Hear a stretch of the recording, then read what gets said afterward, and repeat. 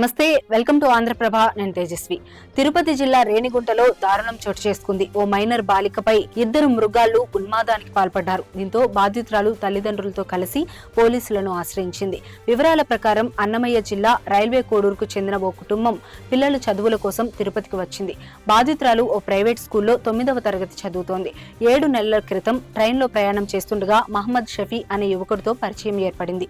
తన పేరు అభిరామ్ అని, తిరుపతిలోని ఒక ప్రైవేట్ కంపెనీలో ఉద్యోగం చేస్తున్నట్లు షఫీ బాలికను నమ్మించాడు. మహమ్మద్ షఫీతో ఏర్పడ్డ పరిచయంతో తరచూ ఫోన్లో మాట్లాడిన మైనర్ బాలిక ప్రేమలో పడింది. మహమ్మద్ షఫీ అవసరాలకు ఇంట్లోని డబ్బు, నగలను తీసుకెళ్లి ఇచ్చింది. ఇంటిలోని డబ్బు, నగలు కనిపించకపోవడంతో నిలదీసిన తల్లిదండ్రులకు అసలు విషయం చెప్పింది. షఫీతో ఉన్న ప్రేమ వ్యవహారాన్ని చెప్పిన కూతురుకు దెయ్యం పట్టిందని కొందరి సలహాతో రేణిగుంటలోని రాజరాజేశ్వరి ఆశ్రమానికి వెళ్లి బాధిత కుటుంబం మూర్తిస్వామిని కలిసింది. బాలిక మానసిక స్థితి బాగోలేదని, దెయ్యం పట్టిందని నమ్మించిన ఆశ్రమ నిర్వాహకుడు మూర్తిస్వామి 3 రోజుల పాటు బాలికతో అర్ధరాత్రి ఒంటరిగా పూజలు చేయాలన్నాడు. ఈ మేరకు బాలిక తల్లిదండ్రులను నమ్మించాడు. ఫిబ్రవరి 20న రాత్రి మైనర్ బాలికను పూజలు చేయించేందుకు ఆశ్రమానికి తీసుకెళ్లాడు తండ్రి.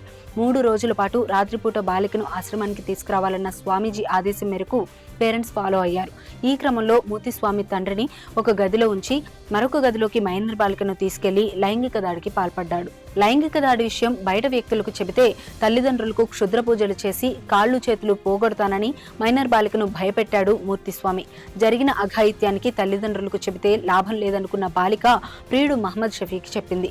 మూర్తిస్వామి దొంగ అవతారాన్ని బయట పెడతానన్న మహమ్మద్ షఫీ మరుసటి రోజు తల్లిదండ్రులతో ఆశ్రమానికి యథావిధిగా వచ్చిన మైనర్ బాలికను పక్కా ప్లాన్ ప్రకారం కిడ్నాప్ చేశారు. స్నేహితులు షమర్, శరత్లతో సాయంతో మైనర్ బాలికను కారులో తీసుకెళ్లారు.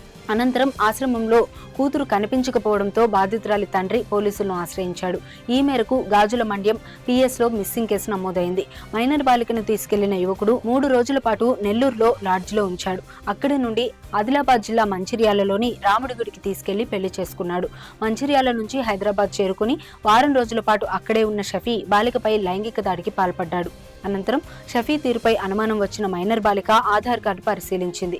తాను ప్రేమించింది అభిరామ్ను కాదని మహమ్మద్ షఫీ అని తెలుసుకుని పేరెంట్స్ కు సమాచారం ఇచ్చింది. మోసపోయిన తీరును తల్లిదండ్రులకు చెప్పుకొచ్చింది. అనంతరం మైనర్ బాలికను రేణిగుంటకు తీసుకొచ్చిన పోలీసులు ఆమె స్టేట్మెంట్ ను రికార్డ్ చేశారు. జరిగిన విషయాలు తెలుసుకున్న పోలీసులు అవాక్కయ్యారు. ఆశ్రమంలో జరిగిన లైంగిక వేధింపుల గురించి వివరించిన మైనర్ బాలికను చైల్డ్ వెల్ఫేర్, మహిళా కమిషన్, మహిళా జడ్జి ఎదుట బాలికను హాజరుపరిచారు రేణిగుంట డీఎస్పీ భవ్య కిషోర్. అనంతరం బాలికను మెడికల్ ఎగ్జామిన్ కి తరలించారు. మెడికల్ రిపోర్ట్ ఆధారంగా మైనర్ బాలికపై లైంగిక దాడికి పాల్పడిన ఆశ్రమ నిర్వాహకుడు మూర్తిస్వామి, అభిరామ్ అలియాజ్ మహమ్మద్ షఫీలపై పలు సెక్షన్లపై కేసు నమోదు చేశారు పోలీసులు.